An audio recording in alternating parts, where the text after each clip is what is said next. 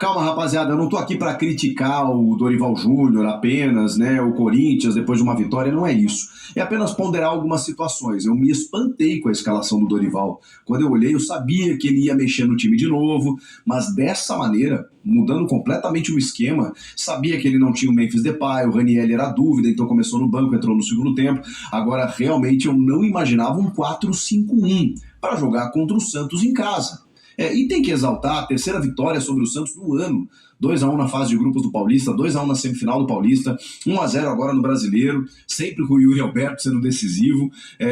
Uma supremacia que já vem de tempos, né, do Corinthians sobre o Santos, né, nos últimos anos. E o Santos está numa situação delicadíssima, né, pincelando um pouquinho sobre o peixe aqui, porque o Santos está fazendo aqueles jogos em que em algum momento até parece que vai ficar perto de fazer um gol, ou até de vencer, porque, enfim, né, não que jogue tão melhor assim com o adversário, mas está dentro de uma competitividade natural, mas parece que falta um pouco de sorte às vezes. O jogo contra o Grêmio foi muito assim, perdeu o jogo no final, e o Corinthians foi melhor no segundo tempo e tudo mais, mas no primeiro tempo, até pela escalação do Dorival e postura do time também, o que está me incomodando de verdade, o Santos, ele, enfim, dominou as ações em alguns momentos. O Zé Ivaldo perdeu um gol inacreditável, cruzamento do Roleiser pelo lado esquerdo, daí ele de cabeça, de frente pro Hugo, acaba chutando para fora, e depois o Barreal, também numa jogada do Roleiser pelo lado esquerdo, ele chuta e a bola passa isso aqui da trave. As melhores chances foram criadas pelo Santos no primeiro tempo. Teve uma falta do Coronado, é verdade, que o Brasão fez uma baita defesa, e só.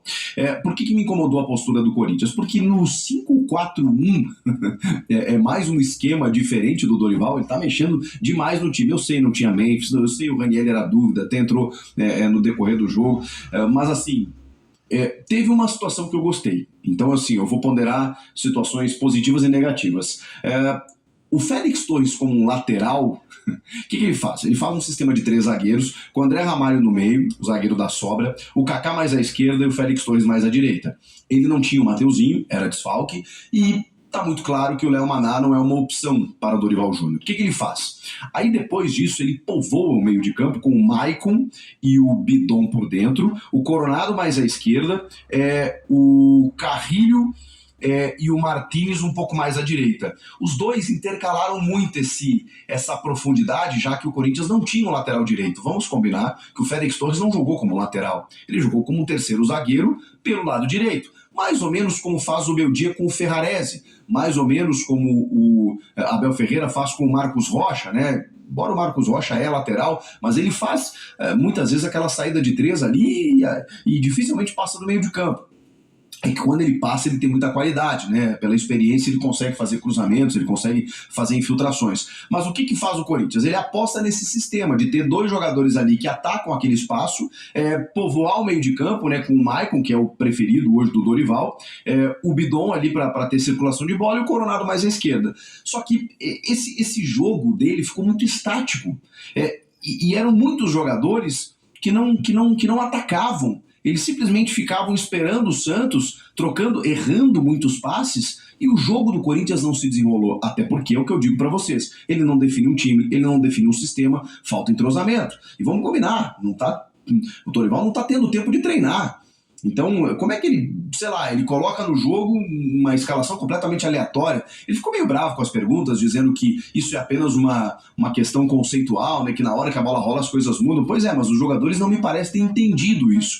Aí o que ele faz? Aí ele tem uma medida importante. Ele, sem fazer alterações, ele posiciona o time de uma maneira diferente. E aí você vê tanto o Martínez, especialmente o Martínez, atacando muito mais o lado, a profundidade, o Coronado se aproximando do Yuri Alberto, porque, cara, assim, o que acontece com o Yuri Alberto? O Yuri Alberto, ele tirou alguns coelhos da cartola nesse jogo. Ele realmente encontrou soluções onde o sistema não o favorecia.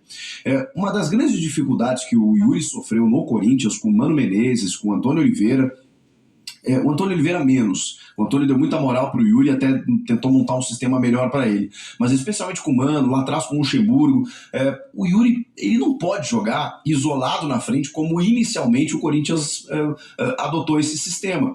Porque ele fica preso entre os zagueiros e ele fica sem parceria para tabelar, não tem o espaço no ponto futuro para ele atacar e não tem como fazer pivô ali com a marcação adversária. Mesmo assim, o Yuri ainda tentou uma cabeçada no primeiro tempo, ainda tentou se deslocar. No segundo tempo, quando você vê que o Coronado aproxima, que o Carrilho começa a chegar mais por dentro, que o Martínez ataca por lá, que o Bidon também começa na construção, aí você vê que o jogo apoiado funciona muito melhor. E aí foi uma questão mais até de postura e de posicionamento do que necessariamente de sistema, tá? Mas isso foi o que aconteceu, né? E aí o Yuri Alberto começou a desencantar, começou a fazer o seu jogo, e aí no gol, né, o Martínez ataca pelo lado direito e bota na cabeça do Yuri, e aí voltando no Santos, né? É o típico gol do time que tá complicado, né? Porque toma um gol em que o goleiro faz um milagre, mas a bola passa isso aqui, enfim, e acaba perdendo o jogo por esse gol. Só que aí a gente teve um segundo gol, que é um gol maravilhoso do Yuri, numa saída de bola, uma recuperada, na verdade, do Félix Torres, que, vamos lá, fez um bom jogo, tá? Eu posso estar sendo xingado aqui, mas eu acho que o Félix Torres, comparando com ele mesmo, numa linha de 3, mais à direita, pode funcionar. Pode funcionar. O André Ramalho foi menos exposto, o Kaká da mesma forma. A gente vai analisar individualmente aqui, tá, obviamente eles tecnicamente muitas vezes deixam a desejar. Agora, que depois, especialmente no segundo tempo, que risco que o Santos ofereceu ao Corinthians no segundo tempo. Então, é mais um jogo que o Corinthians passa sem sofrer gols, dentro de um sistema que me parece interessante até por esse escape pelo lado direito, em que o Martínez, que jogou uma enormidade, atacando esse espaço, funciona muito bem. Pode ser uma opção até para ser lateral mesmo, se ele quiser ser lateral direito ou um ponta por aquele lado.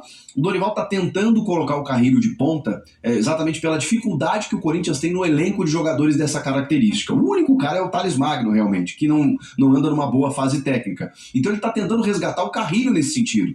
Eu acho arriscado, porque o Carrilho tem funcionou muito bem esse ano inteiro como um jogador mais como meio campista, caindo muitas vezes por ali. Agora você fixá-lo como ponta, embora tenha jogado a carreira toda dele assim, eu acho que ele foi reinventado